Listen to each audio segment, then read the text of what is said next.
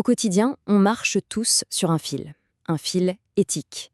D'un côté, on a le confort incroyable que nous offrent les mégadonnées, le fameux big data. Et de l'autre, eh bien, il y a les risques, bien réels, pour notre vie privée. C'est un équilibre super fragile. Justement, une étude européenne s'est penchée là-dessus, et aujourd'hui, on va la décortiquer ensemble. Alors, pour que tout ça soit un peu moins abstrait, on va s'intéresser à une journée tout à fait ordinaire. On va suivre quelqu'un, disons qu'on va l'appeler Alice. Et vous allez voir, son histoire montre très bien que ce grand débat, en fait, il est super personnel. Cette journée d'Alice, justement, on peut la voir de deux manières complètement différentes. D'un côté, c'est la journée idéale, parfaitement gérée, optimisée. Et de l'autre, c'est une vie qui est en fait parfaitement surveillée. Toute l'attention, elle est là, dans ce décalage. Allez, commençons par le bon côté des choses. Le matin, Alice se lève, elle va courir, sa montre connectée, elle suit tout, ses performances, son rythme, elle a même un coach virtuel qui lui donne des conseils. Quand elle rentre, hop, une application lui propose le petit déjeuner parfait pour sa santé, et puis, devant son café, son ordinateur lui sert sur un plateau les actus qui vont l'intéresser. Franchement, tout est simple, fluide, efficace. Bon, maintenant, regardons un peu l'envers du décor, parce qu'il y en a un.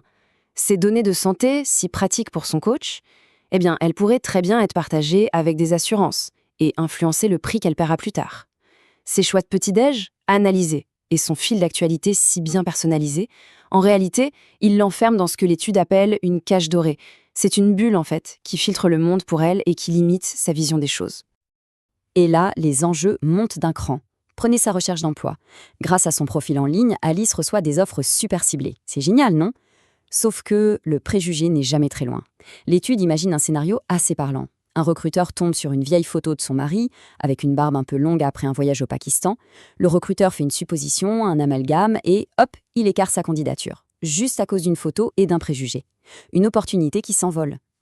L'histoire d'Alice, elle n'est possible qu'à cause d'une chose, la technologie qui est derrière.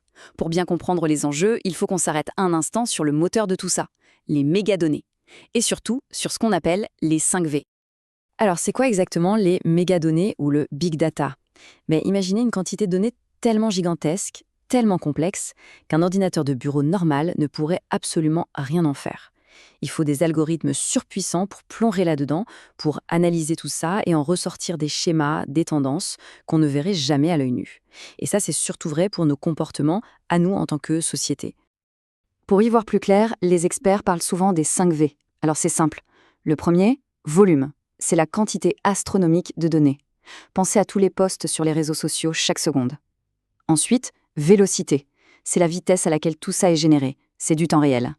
Variété, là on parle de tout et n'importe quoi. Des photos, des textes, des données GPS, tout y passe. Le quatrième V, c'est la véracité. Est-ce que ces infos sont fiables ou pas ? C'est une vraie question. Et enfin, la valeur. Qu'est-ce qu'on peut en tirer ? De l'argent, un bien pour la société ? Maintenant qu'on a posé les bases, on va pouvoir explorer ce double visage des mégadonnées. D'un côté, la promesse d'un potentiel incroyable pour la société, de l'autre, des dangers éthiques bien réels. Côté promesse, il y a des choses assez spectaculaires, notamment pour la santé publique. L'étude donne un exemple qui marque. En 2014, pendant l'épidémie d'Ebola, des chercheurs ont analysé les mots-clés tapés sur Google en Afrique de l'Ouest. Et ils se sont rendus compte que ça permettait de suivre la propagation du virus quasiment en temps réel. C'est une puissance de prédiction absolument incroyable. Mais voilà, le péril est tout aussi grand, et l'étude insiste beaucoup sur le biais des algorithmes. Il y a cet exemple d'un logiciel, Compass, qui était utilisé par la justice américaine. L'organisation ProPublica a mis le nez dedans, et leur conclusion est terrifiante. Le logiciel était bourré de préjugés et avait tendance à considérer que le risque de récidive était plus élevé pour une certaine communauté ethnique. C'est la porte ouverte à une justice à deux vitesses. Et puis il y a un autre danger, peut-être plus insidieux. C'est la fameuse bulle de filtre. Les algorithmes, ils sont conçus pour nous montrer ce qu'on aime, ce qui nous conforte dans nos opinions. Le résultat, on finit par ne plus voir les points de vue différents, on s'isole. C'est exactement la cage dorée dont parlait l'étude pour Alice. C'est confortable, oui, mais c'est une vision complètement tronquée de la réalité. Bon, face à ce constat un peu mi-figue mi-raisin, on fait quoi ? L'étude européenne, heureusement, ne fait pas que tirer la sonnette d'alarme. Elle met sur la table 5 idées, 5 pistes concrètes pour essayer de retrouver un peu d'équilibre. Alors, voilà les 5 pistes qui ont été soumises à des experts. Ça va de la création d'une grande plateforme européenne pour la vie privée, à un protocole éthique, en passant par plus de transparence de la part des entreprises, une base de données pour la santé et enfin, l'éducation numérique. Les deux premières idées, elles sont vraiment axées sur le fait de redonner le contrôle aux gens. La première, c'est de créer une plateforme où chacun pourrait aller voir, simplement, qui détient ces données. La deuxième, c'est l'idée d'un label, un peu comme un label bio, mais pour l'éthique des données, qui certifierait les entreprises vertueuses. Les deux suivantes, elles, jouent la carte de la transparence. D'abord, inciter les entreprises à publier, sur une base volontaire, un rapport sur leur gestion éthique des données. Et ensuite, l'idée de créer une grande base de données européenne pour la santé, afin d'aider la recherche et de servir le bien commun. Et on arrive à la cinquième et dernière mesure, l'éducation. Là, l'idée est simple mais ambitieuse. Créer une vraie culture du numérique pour tout le monde. Ça commencerait à l'école et ça continuerait tout au long de la vie. Le but, c'est de donner à chacun les outils pour comprendre et pour maîtriser cet univers digital. Bon, 5 idées sur la table, c'est bien beau, mais laquelle est la plus réaliste, la plus prometteuse? Les experts qui ont été interrogés pour cette étude ont un avis assez tranché sur la question. Ce tableau, il résume parfaitement la situation. Ce qui saute aux yeux, c'est que les grandes solutions centralisées, comme la plateforme de la vie privée ou la base de données de santé, sont massivement rejetées. Les experts trouvent ça beaucoup trop risqué pour la sécurité des données. Par contre, il y a une mesure qui sort complètement du lot, avec une faisabilité jugée très élevée.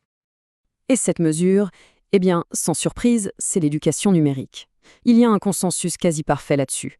Que ce soit les chercheurs, les entreprises, les associations, tout le monde est d'accord pour dire que c'est de loin la piste la plus efficace et surtout la plus réalisable.